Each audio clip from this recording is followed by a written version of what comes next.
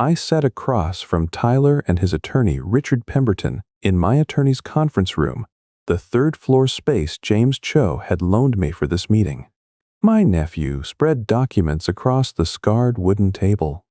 His Italian shoes clicked against the floor as he leaned back in his chair. Fingers steepled.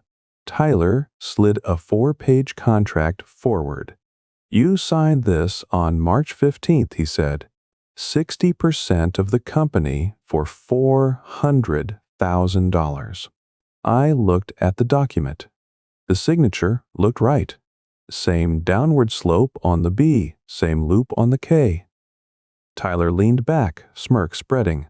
"You'll never prove anything." His smirk was the same one he'd worn at 7 when he broke Beth's kitchen window and blamed the neighbor's kid. I opened the filing box beside my chair, retrieved the carbon copy invoice from March 15th, handed it to Pemberton. Patterson Facility Follow-Up Inspection. Sacramento. Invoice number 2024-0315AA. Pemberton took the invoice. His eyes moved from the signature to the date stamp. His face went white. 90 miles from here, I said. Engine company reunion. Got 12 witnesses who watched me sign this invoice at 2:30 that afternoon. I slid both documents across the table. Check the pressure patterns on the downstroke. Mine life. Ready for the video? Make sure you're subscribed. The filing box sat beside me in the passenger seat. 10 and 2. Same position they drilled into us at the academy 38 years ago. The carbon copy that proved everything was back in cabinet 7, drawer 3, exactly where it belonged. Station 34 was where I learned to document everything. Captain Rodriguez pulled me aside in October 1989, 3 years after I'd joined the department. We were in the equipment bay. He was checking off inventory on a clipboard, that gray temple showing more white than I remembered. Hands scarred from 20 years of equipment work. "Blackwell," he said, not looking up. "You write your incident reports yet?" "Yes, sir, submitted yesterday." He set the clipboard down. "Good, because I'm being investigated for testimony I gave about a warehouse fire in '87. No documentation, just my word against the building owner's insurance company. 13 years from retirement. Full pension gone. 23 years for nothing. I was 25. Didn't understand what that meant yet. How do they dispute what happened?" Rodriguez picked up the clipboard again. "Easy. They say I misremembered the equipment failure timeline. Say the suppression system was working when we arrived, that we caused the damage. My report from 2 years ago just says system inoperable. Doesn't specify how I knew or when I checked. Now their expert says I couldn't have known without testing, and testing takes time. I didn't document taking." He handed me the clipboard. "Every report you write, Blackwell. Every call, every inspection, every conversation that matters. You write it down with enough detail that 2 years later, you can prove exactly what you did and when you did it. Because people lie.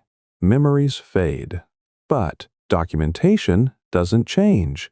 I started keeping carbon copies of my incident reports that week. Original to the department. 1 copy to my supervisor. Carbon copy home to my filing cabinet. Sarah teased me about it. "You're building a monument to bureaucracy in our spare bedroom," she said, watching me file the week's reports. "Rodriguez says it's insurance." Rodriguez also says the coffee at Engine 9 could strip paint. I smiled at that. She was right about the coffee, but I kept the copies. Fire calls showed me code violations before I knew what to do with them. Warehouse with blocked exits. Industrial facility with expired suppression systems. Restaurant kitchen with grease traps that should have been cleaned monthly. Last service sticker showing 8 months prior. I mentioned it to Rodriguez during a slow shift in 1996. "You notice things," he said. "That's good. Means you're paying attention. Seems like half these places wouldn't burn if someone just checked the basics."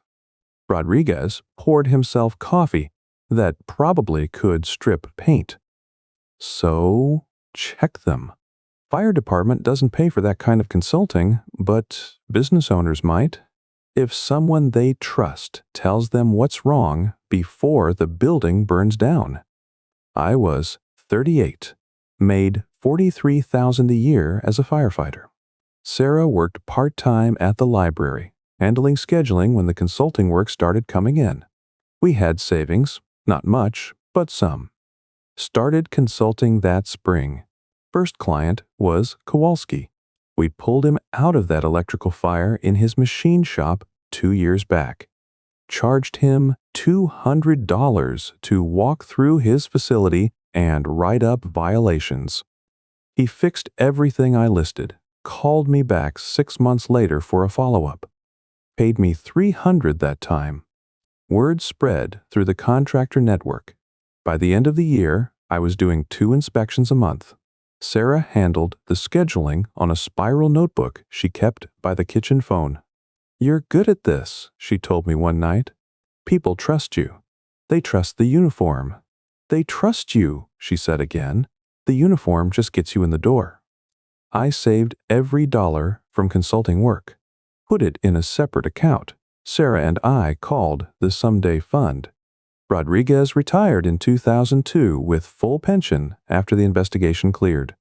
Gave me his old clipboard as a retirement gift. "Document everything," he said, "same as always." I did. By 2008, the Someday Fund had $80,000. I was 50.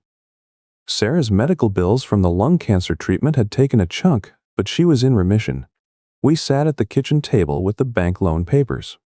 12,000 square feet, Sarah said, reading the facility description. "That's big." Industrial park space. Good bones, needs work. She looked at the price. $340,000. The bank would loan $260 if I put the 80 down. What if it doesn't work? I had my incident reports going back 22 years. Every inspection, every consultation, every client who'd hired me based on someone else's recommendation. "It'll work," I said. Sarah signed the loan papers with me. Blackwell Fire Safety Solutions opened May 2008. First year revenue was $180,000. Just me, a part-time admin, and the network of contractors and facility managers who'd known me from the fire department. The work wasn't complicated. Walk facilities, identify violations, write detailed reports with photographs and timestamps, recommend fixes, follow up to verify completion, bill hourly plus materials. But every document got the carbon copy treatment. Original to client. 1 copy to active file. Carbon copy home to my filing room within 24 hours. Sarah converted the spare bedroom into archive space. 8 industrial filing cabinets numbered 1 through 8, arranged by year and category. She bought me a label maker for Christmas that first year. I still use it. Revenue grew. 180 became 340. 340 became 560. By year 5, I was at $890,000 annual. Hired 2 inspectors, both former firefighters. Moved the admin to full-time. Sarah died in November 2015. Lung cancer that came back harder the second time. The night before she went into hospice, she asked about the business. "You built something good," she said. Her voice was quiet. "Wah, you should pass it down. Someone who'll value it. We'd never had children." The cancer treatment made that impossible early. I don't know who that would be, I told her. You will, she said.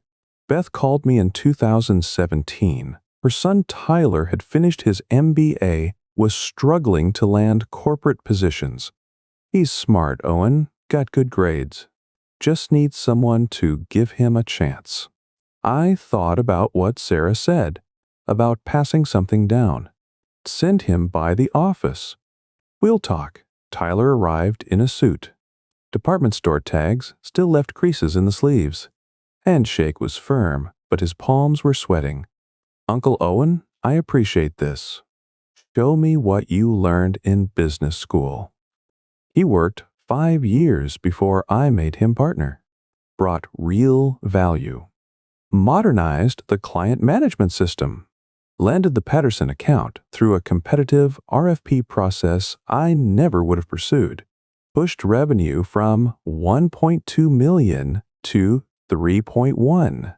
I made him 40% partner in January 2022. Legal partnership agreement properly filed. His equity was earned. I won't let you down, Uncle Owen, he said, signing the documents. This is my chance to build something real. You earned it, I told him. Company valuation hit $4.2 million by 2024. 23 employees. Real growth. Beth came by the office in March to drop off Tyler's birthday gift. Found me cross-referencing invoice numbers against the master index in the archive room. You're still doing this? All this paper? I aligned the label maker's edge against the drawer. Pressed until the adhesive took. Smoothed it twice. March 2024. Inspections and invoices. Habit, I said. It's hoarding, Owen. Nobody uses paper anymore. I placed the label carefully. Pressed it smooth. It's proof I did things right, I said. She didn't understand. But that night, I filed the Patterson invoice. Took it home. Logged it in the master index. Cabinet 7, drawer 3. Exactly where it belonged. Original to client. 1 copy to active file.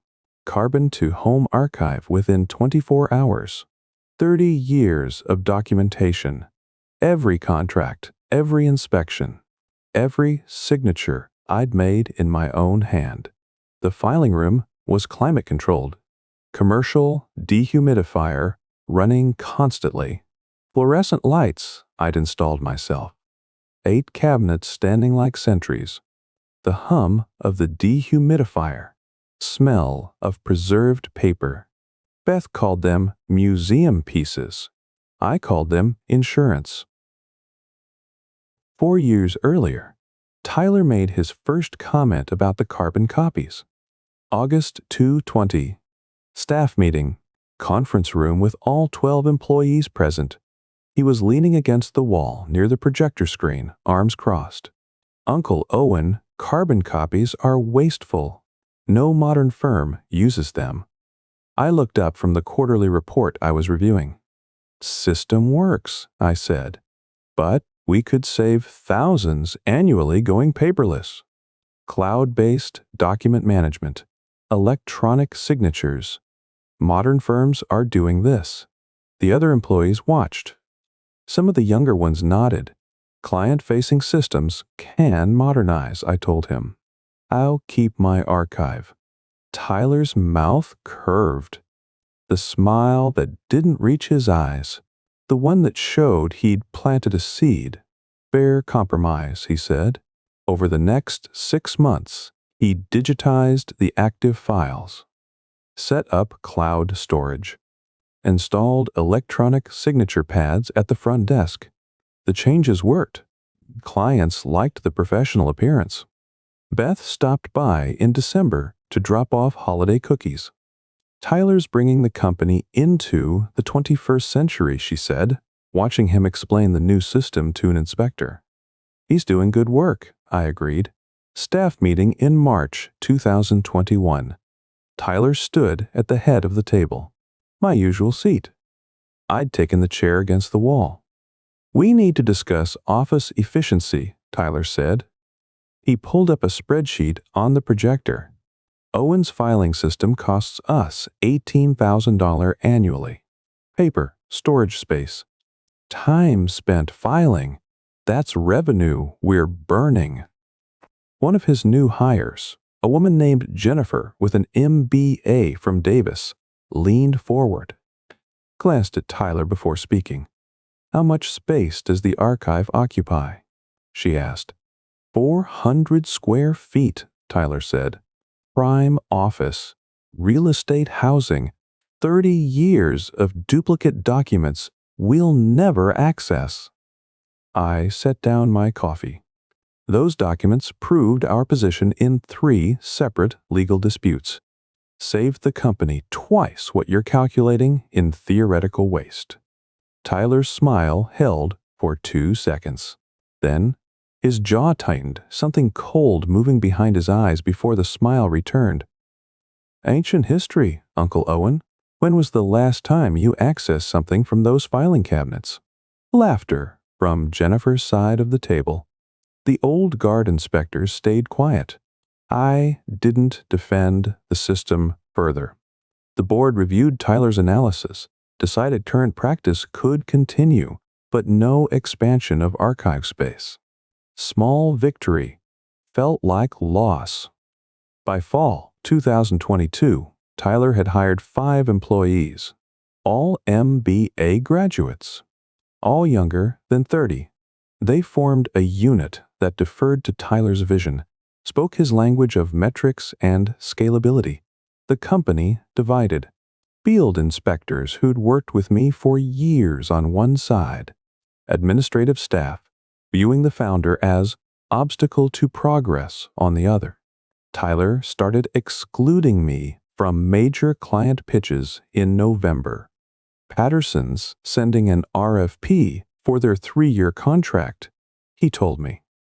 "I'll handle the presentation. They need polished business proposal, not war stories about fire calls." The Patterson facility manager was Mike Chen. I'd known him 8 years. Responded to 2 calls at his warehouses. Got his daughter an internship with a contractor friend. "Mike and I have history," I said, which opened the door. "But closing requires professional presentation. Trust me on this." I let him run the pitch. Tyler landed the contract in January 2023. $2.3 million over 3 years. Biggest deal in company history.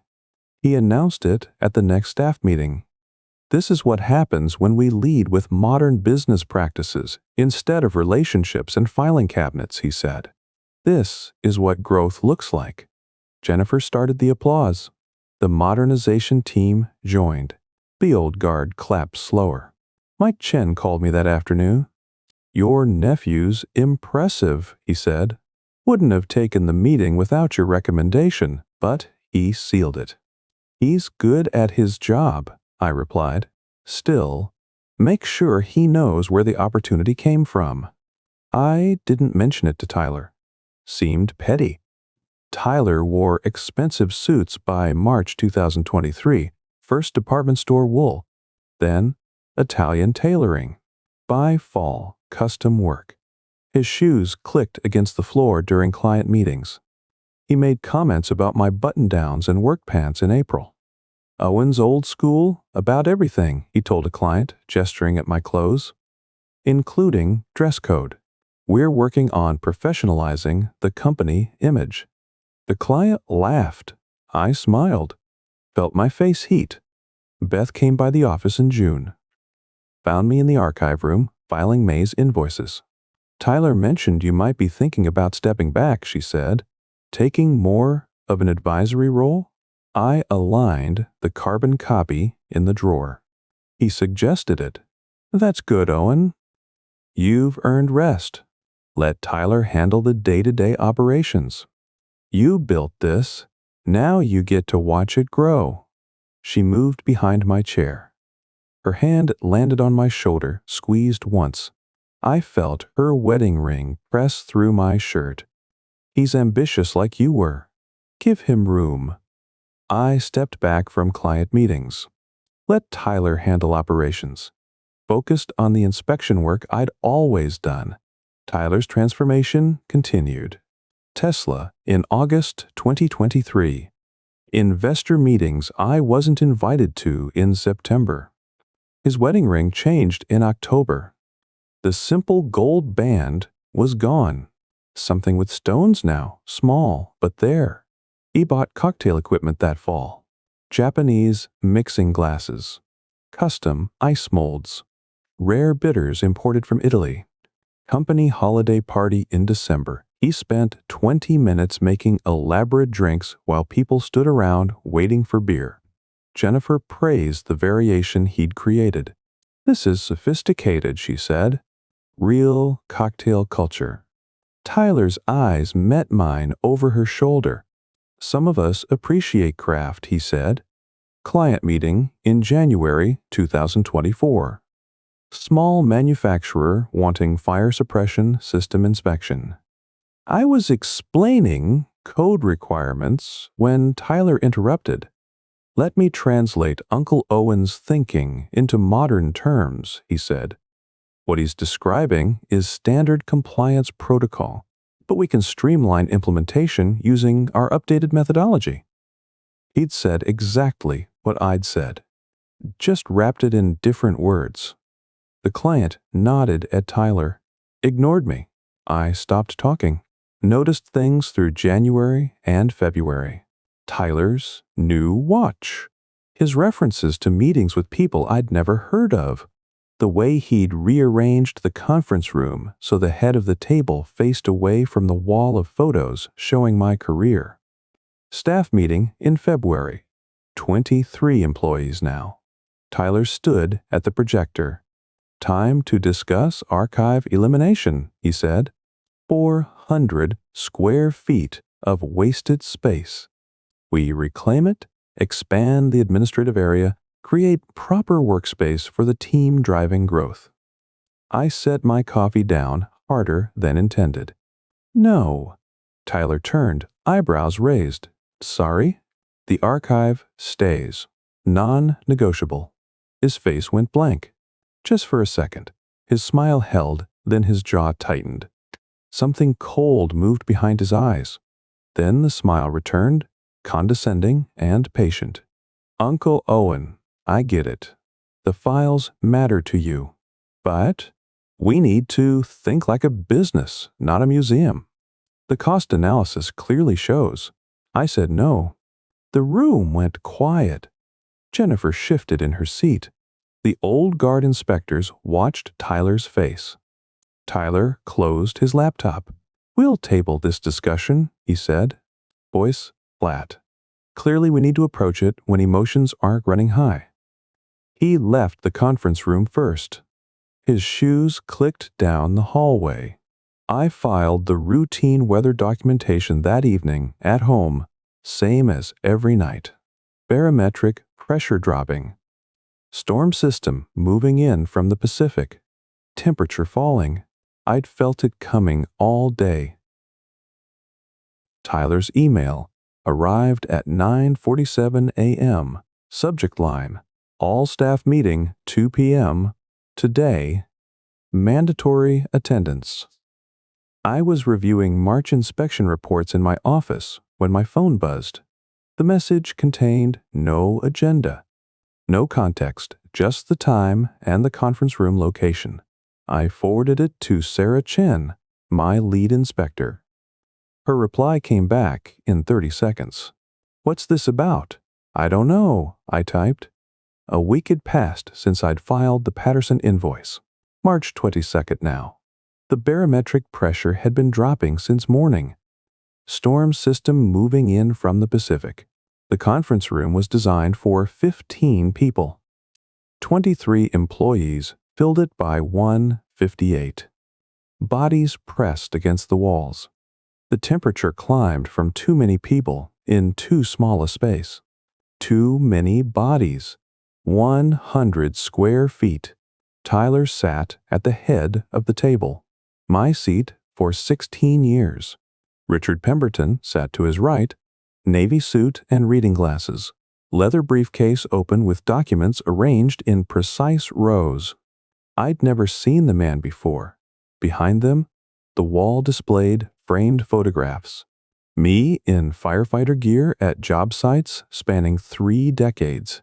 The Sacramento warehouse fire from '91. The Patterson facility opening in 2006. Station 34's retirement ceremony for Captain Rodriguez. Tyler wore charcoal gray. Italian cut. Custom tailoring. Italian leather. Watch that cost more than my inspectors made monthly. Shoes that probably cost what I paid my inspectors monthly. I took the chair against the wall with the old guard. Sarah stood beside me. The modernization team clustered near Tyler's end of the table. Jennifer sat directly to his left, laptop open. Beth arrived last, slipping through the door at 2:02. She found space near the window. Her eyes met mine with something that might have been guilt before moving to Tyler. Tyler stood. "Thank you for making time on short notice," he said. "This concerns the company's future. All of you." He slid a document across the table. 4 pages, company letterhead. Signatures on page 3. Owen selling his majority ownership. Effective immediately, he's transferring his 60% stake for $400,000. The transition allows unified vision moving forward. The room went silent. Sarah's hand touched my shoulder. I stood, moved to the table, picked up the document. Buyout agreement. Dated March 15th. My signature on the transfer line. The pressure patterns looked right. Same downward slope on the B. Same loop on the K. Something cold settled in my chest. The signature was perfect. "I never signed this," I said. Tyler's smile held no warmth. "Uncle Owen, we discussed this extensively. You're 58. You've earned rest. The $400,000 is generous considering fair market value for the stake being transferred." I examined the signature closer. Every detail matched my handwriting. "This isn't my signature." Pemberton cleared his throat, adjusted his reading glasses. "Legally binding. Authenticated signature. No basis for challenge." Tyler leaned back in my chair, fingers steepled. "I'm taking the company where it needs to go. Unified vision. Unified leadership. Your methods served their time, but we're scaling beyond relationships and filing cabinets. This transition benefits everyone." Jennifer nodded. 3 of Tyler's team members followed. The old guard stood frozen against the wall. Sarah's voice cut through the silence. "Owen built this company. You're saying he just sold it for a fraction of what it's worth?" Tyler's eyes moved to her. "Cold calculation. Fair market value for the transferred ownership. The controlling partner drives company direction. That's basic business structure." I set the document down. My hands stayed steady despite the rage building in my chest. I was in Sacramento, March 15th. Engine company reunion. Got hotel receipts, 12 witnesses. Tyler waved his hand, dismissive. Signing happened the 14th. You're confused about timeline. It's early dementia, Uncle Owen. Happens to men your age when they can't keep up anymore. Laughter erupted from Jennifer's side of the table. The modernization team joined. Quick, sharp sounds that filled the room. Sarah's hand tightened on my shoulder. The old guard inspectors stood frozen, faces pale. Beth's face went pale. Her eyes moved between us. Her hands twisted together. I met Tyler's gaze, held it. "I need 3 days to consult my attorney." Tyler shrugged. The smile never wavered. "You'll find everything's in order." "But take your time." Pemberton ensured full legal compliance. He stood, gestured to the door. Security's waiting outside. They'll escort you to collect personal items. Building access terminates today. Thank you for your service, Uncle Owen. You built something good here. Now we'll make it great." The old guard moved first. Sarah stepped between me and the door. "This is wrong," she said. Tyler's expression didn't change. "This is business. Legal, documented, final." I walked to the door. Sarah and 3 inspectors followed me into the hallway. Behind us, Tyler was already addressing the remaining employees. His voice carried through the open door. "Now we can discuss real growth strategy without legacy constraints." My truck sat in the parking lot. Same spot for 16 years. I had 2 file boxes in the bed. Pulled them that morning after Tyler's meeting invitation felt wrong. Something about the phrasing, the mandatory attendance. The barometric pressure had been dropping all day. Storm front moving in from the Pacific. I'd felt it coming. James Chu answered on the second ring. "I need to see you now," I said. "Tyler just stole my company." I drove to James Cho's office, boxes rattling in the truck bed, 20 minutes from my house to downtown Sacramento. The barometric pressure had been dropping all morning. Storm system moving in from the Pacific. James Cho's office occupied the 3rd floor of a downtown Sacramento attorney complex. The scarred wooden table in his conference room had come from a government surplus sale. Mismatched chairs, walls covered with framed photos of James in firefighter gear beside his law degree. I set 2 filing boxes on the floor beside my chair. James looked up from his desk. A cold coffee cup sat beside his laptop. Former Station 34 paramedic, back injury forced retirement at 34. Night school law degree earned while working disability cases. We'd worked together 8 years before. His spine gave out responding to a highway pileup. "Tyler stole my company," I said. James closed his laptop. "Start from the beginning." I explained the March 22nd coup, the emergency meeting, Tyler's announcement, the buyout agreement with my signature dated March 15th. $400,000 for 60% equity worth $2.5 million. James's jaw tightened. "Let me see the document." I slid the agreement across the table. 4 pages. Company letterhead. My signature on page 3 looked perfect. Same downward slope on the B, same loop on the K. James studied the signature for 30 seconds. "Looks like yours," he said. "It does, but you didn't sign it." "No." I opened the master index binder. Leather cover, worn smooth from 30 years of handling. Handwritten entries organized chronologically with cross-references by client name, document type, dollar amount. Bound March 15th, 2024. Patterson Facility Follow-Up Inspection, Sacramento. Invoice number 2024-0315. A. Cabinet 7, drawer 3. I stood, moved to the first filing box. The cabinets at home were numbered 1 through 8, but I'd pulled March 2024 documents that morning. Everything Tyler might reference. Tyler's meeting invitation had felt wrong. The mandatory attendance, the lack of agenda. Barometric pressure had been dropping since morning. Storm front moving in from the Pacific. I retrieved the carbon copy invoice, handed it to James. The invoice showed Owen Blackwell Fire Safety Solutions letterhead. Patterson Warehousing Facility Inspection Follow-Up. March 15th, 2024. Timestamp 2:30 p.m. My signature at the bottom. James placed both documents side by side. "You're saying you were in Sacramento when Tyler claims you signed the buyout agreement in the office?"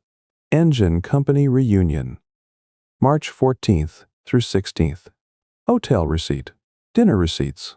12 witnesses who watched me sign this invoice that afternoon. James pulled out his phone, photographed both signatures, photographed the buyout signature, then the carbon copy, zoomed in on both, studied them side by side on the screen. The buyout signature had uniform pressure throughout. Hesitation mark before the B, the final stroke on the L, reversed direction. The carbon copy showed my actual writing. Pen lift, mid-downstroke on the B, heavy pressure on the final L flourish. Patterns from 30 years of the same muscle memory. James set his phone down. This is forgery, professional grade, but forgery. He tapped the buyout agreement. Wire fraud. Tyler transferred $400,000 from your corporate account to your personal account without authorization. March 18th, according to your bank records. Yes. Then filed amended ownership documents with the Secretary of State March 20th. Used the forged buyout as justification. James stood, walked to the window, hands in his pockets. Interstate banking makes this federal. Not civil anymore, Owen. This is a federal crime. I stayed quiet. Tyler was Beth's son, my nephew. The kid I'd taught everything. James turned from the window. He's a criminal who stole your company using forged documents.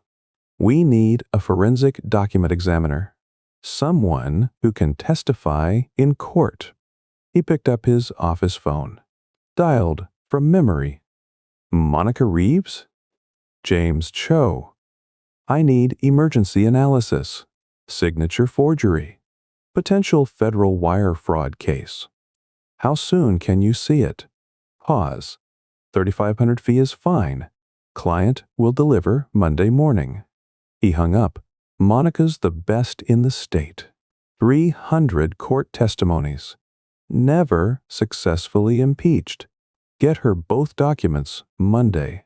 Friday morning, March 23rd, I drove to Monica's laboratory in Roseville. White walls. Examination equipment arranged on metal tables. Microscopes under adjustable lights. Monica took both documents. African-American woman, mid-40s, reading glasses on a chain around her neck. Natural hair pulled into a professional bun. Preliminary assessment within 48 hours, she said. Full analysis requires pressure pattern testing, ink chemistry, microscopic stroke examination. Report ready Friday. She held the carbon copy up to the light. This preservation method is good for my purposes. Carbon paper captures pressure variations that photocopies and scans cannot. I left the documents with her. James called Wednesday afternoon. I traced the wire transfer. How many banks? 4. California business account through New York intermediary bank to Delaware clearinghouse to your personal California account. Tyler structured it that way deliberately to obscure the origin, but the sophistication actually strengthens our case, demonstrates premeditation. He didn't make a mistake, Owen. He planned this. Wednesday evening, my phone rang. Beth's name on the screen. I stared at it for 10 seconds before answering. Tyler says, "You're making false accusations," she said. Voice strained. "He's my son, Owen." "Are you sure about this?" "I'm sure he forged my signature." "How can you prove that?" Monica Reeves, Forensic Document Examiner. 300 court testimonies. Report ready Friday. Silence on the line. 10 seconds. 15. "He wouldn't forge your signature," Beth said. "Friday will prove it." She hung up. I stood in my home office. The filing room visible through the doorway. 8 cabinets standing like sentries. 30 years of documentation. Every contract, every inspection, Every signature I'd made in my own hand. The dehumidifier hummed. Fluorescent lights I'd installed myself cast even illumination across the label maker tags on each drawer. Beth had called them museum pieces. Rodriguez had called it insurance. Friday morning, Monica called. Preliminary findings. The pressure patterns don't match authentic handwriting. Uniform ink density. 0 pressure variation. Hesitation marks showing conscious tracing. And my carbon copy shows authentic characteristics. Variable pressure. Patterns consistent with 30-year signature evolution. She paused. Full analysis will document this with microscopic comparison photographs. But I am prepared to offer this conclusion with scientific certainty suitable for court testimony. I thanked her, hung up, walked to the window. Outside, children played in the neighbor's yard. The storm system had passed through Wednesday night, barometric pressure rising. Tyler had tried to erase 30 years with a forged signature on company letterhead. But carbon paper doesn't lie about pressure patterns. And muscle memory doesn't change because someone practiced your handwriting. The filing system Rodriguez taught me in 1989 had been waiting 35 years for this moment. Every document, every carbon copy, every cross-reference in the master index. Original to client. 1 copy to active file. Carbon to home archive within 24 hours. The filing cabinet stood behind me. 8 of them. 35 years of carbon copies. That still mattered. Beth's silence lasted 3 days. Friday morning, Monica's report arrived by courier. 47 pages, spiral bound. Microscopic comparison photographs showing my signature and Tyler's forgery side by side at magnifications ranging from 10 to 40 times actual size. James read it twice before speaking. I sat across from him in his third-floor office, the scarred wooden table between us. Same conference room where I'd first brought the carbon copy evidence 2 weeks ago. This will end him, James said. He turned the report so I could see page 12. Page 12 showed 2 photographs. Left, my Patterson invoice signature. Right, Tyler's buyout signature, both at 40 times magnification. The differences were stark under magnification. The ink pooling is wrong here, James said. He pointed to the terminus point of the B. Natural handwriting shows varied density based on pen speed and pressure. Your carbon copy shows this variation. The forgery shows uniform density throughout. I leaned forward, studied the photographs. Printed signature? That's Monica's conclusion. Tyler scanned one of your legitimate signatures, created a digital reproduction, printed it onto the buyout agreement. The shape matches perfectly because it's a mathematical copy. But the physics are wrong. He turned to page 18. More photographs. The hesitation mark before the B. See this pause? That's conscious thought. Someone looking at a reference signature and copying the shape. Your authentic signature shows automatic motion. No hesitation. 30 years of muscle memory. I watched him flip to page 23. The final L stroke. The sequence is reversed. You lift your pen here and complete the stroke downward.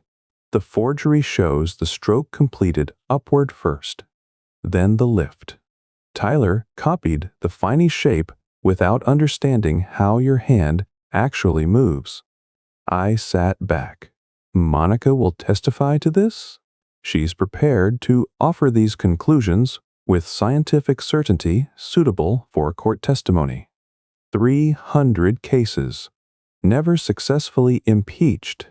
James closed the report, picked up his office phone. Let me call Pemberton. He dialed from memory. Richard Pemberton's office? James Cho. Put him on. Pause. Richard, we have forensic evidence. Your client forged documents to steal my client's company. Monday, 2 p.m., my office. Bring Tyler. If you're smart, you'll withdraw representation before this becomes a bar complaint. James hung up. He'll come alone first, he said. Protect himself before protecting Tyler. Monday afternoon, Pemberton arrived without Tyler. Navy suit, reading glasses on a chain around his neck, leather briefcase that probably cost more than my truck. Pemberton arrived alone. No Tyler. His briefcase held only a legal pad, not the usual trial preparation materials. James didn't offer pleasantries. The forensic report, he said, slid it across the table. Pemberton opened to page 12. Studied the comparison photographs. 30 seconds. Pemberton's expression didn't change. Then color drained from his cheeks. He turned to page 18, the hesitation mark photograph. His jaw tightened. Page 23, the reversed stroke sequence. His hands stopped moving. Your expert will testify to this? He asked, voice careful. Monica Reeves, certified forensic document examiner. 300+ court testimonies. Never successfully impeached on cross-examination. Pemberton closed the report, set it on the table, removed his reading glasses. I need to consult with my client. You need to withdraw representation, James said, because this evidence shows Tyler committed federal wire fraud, and you don't want your name attached when the FBI gets involved. Pemberton stood, took the report copy James offered. I'll be in touch. He left without looking at me. 4 hours later, James's office phone rang. He put it on speaker. James Cho. Richard Pemberton. I've withdrawn from the case. Conflict of interest. You'll receive formal notice by end of day. James's mouth curved. Not warm, not happy. The expression of someone watching inevitable consequences arrive. That only happens when lawyers see catastrophic evidence, he said after hanging up. Tuesday morning, James drove me to the FBI Sacramento field office. White building, security checkpoints, metal detectors that beeped at James's belt buckle, conference room smelling of industrial carpet cleaner and stale coffee with federal seals on the wall. Detective Sarah Lynn met us. African-American woman, 39, wore a gray suit with her badge clipped to the belt. James spread the evidence package across the conference table. Forged buyout agreement. Carbon copy invoice. Monica's forensic report. Wire transfer documentation showing 4 interstate banks. Fraudulent Secretary of State ownership filings. Sarah studied each document. Made notes on a legal pad. Asked clarifying questions about the March 15th timeline. About the carbon copy system. About Tyler's role in the company. She picked up Monica's report. Read the conclusion section. Set it down. This is solid federal wire fraud, she said. Interstate transfers based on falsified documents. Fraudulent tax implications from the amended ownership filings. I'm opening an investigation. James nodded. Gathered the documents back into his briefcase. We stood to leave. Sarah walked us to the lobby. The wire transfer routing actually strengthens your case, she told me. 4 banks across 3 states. That level of complexity demonstrates premeditation. Your nephew didn't make a mistake. He planned this carefully. Outside, I sat in James's car. Stared through the windshield at the federal building. How long until they move? I asked. Federal prosecution takes time. Tyler's looking at 20 years maximum. Federal guidelines suggest 5 to 7 years if he cooperates, full 20 if he fights it. He stole $2.2 million in equity using forged documents and interstate wire fraud. James started the engine. This isn't civil anymore, Owen. This is prison time. I thought about Tyler at 7, breaking Beth's kitchen window, blaming the neighbor's kid, that same smirk he'd worn in the conference room when he thought he'd won. Thought about him at 25, fresh MBA, sweating palms, thanking me for the opportunity. Thought about him at 30, signing the partnership agreement, promising not to let me down. He did this to himself, I said. James pulled out of the parking lot, headed back toward downtown. The afternoon sun reflected off glass buildings, clear skies. The storm system had passed Wednesday night. Barometric pressure rising, people going about their lives.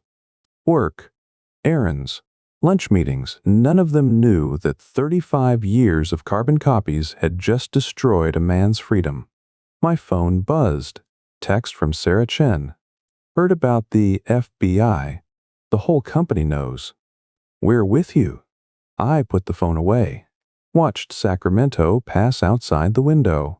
The city where I'd spent 28 years, running into burning buildings. Where I'd built a company from firefighter relationships and documentation. Where my nephew had tried to erase all of it with a forged signature and expensive legal counsel. The barometric pressure had been rising all week. Storm system moved through. Clear skies now. Rodriguez's voice from 35 years ago, document everything. Because people lie, memories fade. But documentation doesn't change. I'd documented everything. Every invoice, every signature, every pen stroke. And now the documentation was sending Tyler to federal prison. The FBI arrived at Blackwell Fire Safety Solutions on April 15th at 7:43 in the morning. Sarah Chen called me from the parking lot. Federal agents everywhere, she said. They're seizing computers, files, financial records. Tyler's in his office with 3 agents. I sat in my truck outside James Cho's office building. Had been waiting for his 9 o'clock appointment when my phone rang. Is he under arrest? They're walking him out now. Handcuffs. Owen, all 23 employees are watching. I closed my eyes. Tyler in charcoal Italian wool. Handcuffs where his Rolex used to be.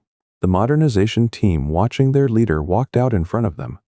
I'll be there in 20 minutes. Don't. Let them finish the raid. I'll call when they leave. I stayed in the truck. Watched downtown Sacramento wake up. People heading to coffee shops. To offices. To normal jobs where their nephews hadn't stolen their companies using forged signatures. Sarah called back at 9:15. They're gone. Took 6 boxes of documents and every computer in the administrative wing. Tyler's been taken to the federal building for arraignment. James met me in the parking lot when I arrived at Blackwell headquarters. His tie was loose, coffee cup in his hand, bail set at $250,000. Federal charges don't come cheap. What's he facing? James pulled out his phone. Read from his notes. 4 counts. Wire fraud. 2 counts making false statements to federal agencies. 1 count conspiracy. Total exposure. 45 years maximum. What's realistic? 8 to 12 with a plea. Full 20 if he fights it. The building looked wrong. Empty. Tyler's office door stood open. His desk cleared. The Modernization team's cubicles were dark. Sarah walked over from the inspection bay. Everyone's asking, what happens now? Company keeps running, I told her. Tyler's gone. That's all that changes. But that wasn't all that changed. Patterson's facilities manager called me at 4:30 that afternoon. I was in Tyler's office, reviewing what the FBI had left behind. Mike Chen, I'd known him 8 years, pulled his daughter from a warehouse fire in 2016, got her that contractor internship last year. Owen, I'm sorry. Corporate's terminating the contract. Integrity concerns. Tyler's $2.3 million trophy deal. Gone. Mike, I understand. 3 other accounts. Tyler had landed, called by the end of the week. Riverside Manufacturing on Friday. Chen Industrial and Kowalski Machine Shop followed Monday. Same message, same concern. 4.1 million in contracts. Gone in 72 hours. Tyler's Modernization team resigned Friday afternoon. All 5 of them. Jennifer came to my office with the letters. We can't be associated with this, she said, setting the letters on the desk Tyler had occupied for 7 years. Career suicide doesn't cover it. I took the resignation letters. Understood. The old guard stayed. Sarah and the inspectors who'd known me since the beginning. We met Monday morning in the conference room. Company stable, I told them. Revenue's down. We'll rebuild through the relationships that built this place originally. Anyone who wants to leave can. No hard feelings. Nobody left. Beth posted Tyler's bail. $250,000. Used her retirement savings. Called me that night? He's my son, Owen. I know. He's my son, Owen. 4 counts. Wire fraud. That's what they said at the arraignment. I didn't respond. He says he made a business decision, that the signature was legitimate. Monica Reeves will testify otherwise. Silence. I can't choose between you, Beth said. You won't have to. The evidence already chose. The following week brought the emergency shareholder meeting. James represented me. Tyler's new attorney, a public defender named Carson, represented him. Beth attended his family. The forensic evidence was presented. Monica's 47-page report. The carbon copy invoice proving I was in Sacramento March 15th. The wire transfer documentation showing Tyler's fraud. Owen Blackwell's 60% stake is legally confirmed, James said. Tyler Blackwell's fraudulent ownership filing is voided. Tyler sat across the conference table. No expensive suit. Department store slacks from the rack, creases still visible. Button-down shirt, blue, same color as the prison jumpsuit he'd wear in 6 weeks. I'm offering to buy your legitimate 40% stake, I told him. $1.68 million. Fair market value. Carson leaned close to Tyler, whispered something. Tyler's jaw tightened. His eyes met mine.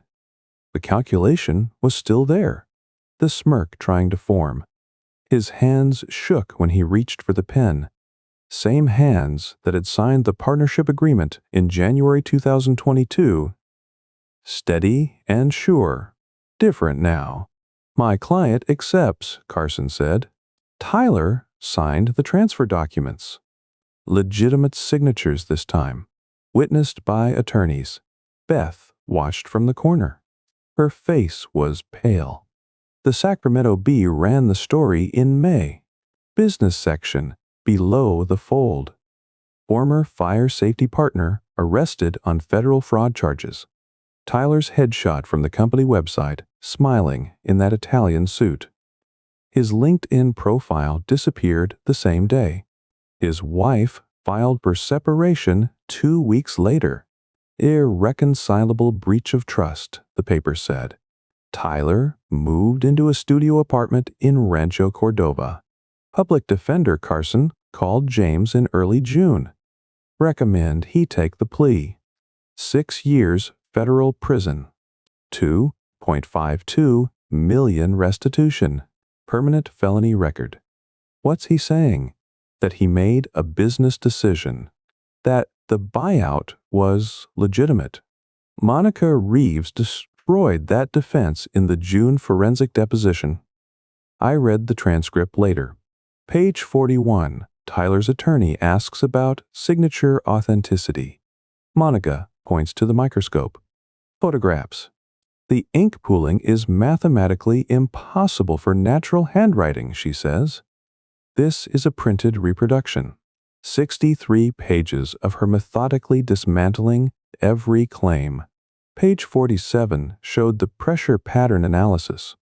Natural handwriting varies between 30 and 100 microns of pressure. Tyler's forgery, constant 42 microns. Printed, signature confirmed. Beth called me June 14th. Family gathering tomorrow. My house. 2 o'clock. Everyone needs to be there. 17 family members crowded into Beth's living room June 15th. Tyler's MBA diploma still hung on the wall beside my firefighter commendations. The contrast felt deliberate. Tyler wasn't there. Beth had made that clear when she called everyone. Beth stood in front of the fireplace. Her hands were steady, but her voice wasn't. I taught him integrity. Taught him what my brother taught me about doing things right. He chose greed over family, chose crime over honesty. Nobody spoke. Until he serves his sentence and makes genuine restitution, he's not welcome in this family. I choose my brother, the one who spent his life protecting others, over my son who became a thief. I stood, crossed the room. Beth met me halfway. We held each other while 17 witnesses watched, both of us crying. Tyler pleaded guilty July 8th. Federal courtroom. Judge Patterson presiding. 72 months. Federal prison.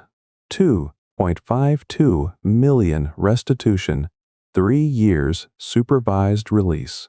I sat in the third row, James beside me. Does the defendant wish to make a statement?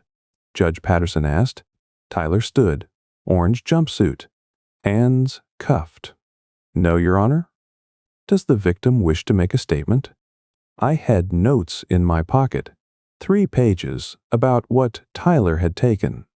The company, the contracts, Beth's choice between us. James looked at me. I shook my head.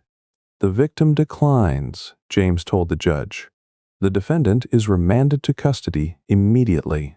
I watched 2 marshals lead Tyler through the side door. Orange jumpsuit. Shuffling steps because of the leg shackles. He didn't look back. Sarah Chen touched my shoulder. You all right? I thought about Tyler at 7, breaking Beth's window. Smirking when he blamed someone else. Thought about him at 25. Sweating palms. Thanking me for the opportunity. Thought about him at 30. Signing the partnership agreement. Promising not to let me down. No, I said, but it's done. Outside the courthouse, James stopped on the steps. You could have made a victim statement. Told the judge what he took from you. I watched people moving through downtown Sacramento, going to lunch, to meetings, to lives that didn't involve watching family members led away in chains. The evidence spoke, I said, but that night I sat in my home office. The filing room visible through the doorway, 8 cabinets standing like sentries. Cabinet 7, drawer 3, still held the Patterson invoice, carbon copy. March 15th, 2024. The document that started Tyler's unraveling, 35 years of carbon copies. 1 signature.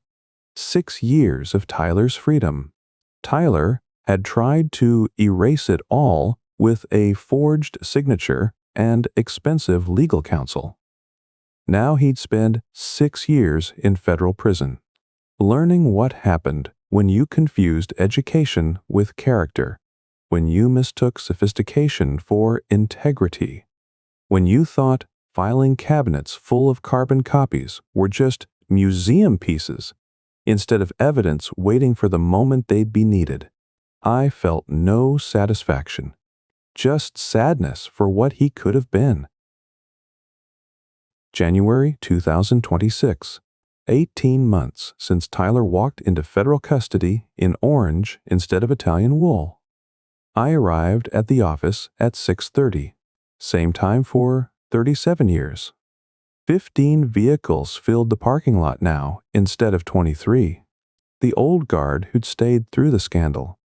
Sarah Chen met me at the door with inspection reports. Patterson called yesterday, she said. She said, Mike wants us back for their annual contract. Said he made a mistake terminating.